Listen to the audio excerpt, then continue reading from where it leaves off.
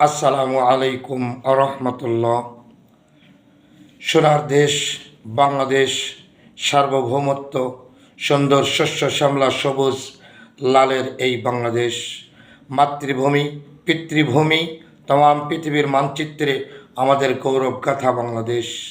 এদেশের প্রতিটা নাগরিকের অধিকার সমান, কথা বলার, নেতৃত্ব দেওয়ার, দায়িত্ব পালনের, ভোট অধিকার, পদমর্যাদার, ধর্মীয় এখতিয়ার সব কিছুই সকলের জন্য মর্যাদার অধিকার রাখে। যিনি যে স্তর কম গোত্রের বর্ণমালার হোক না কেন, প্রতিটা ব্যক্তি স্বাধীন মনে পথ চলা, জীবনযাপন করা, কথা বলা, সুশাসন প্রতিষ্ঠা করার অধিকার রাখে।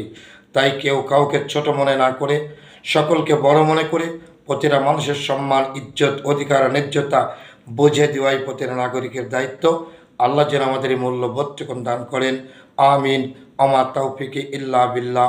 আসসালামু আলাইকুম ওয়া রাহমাতুল্লাহ।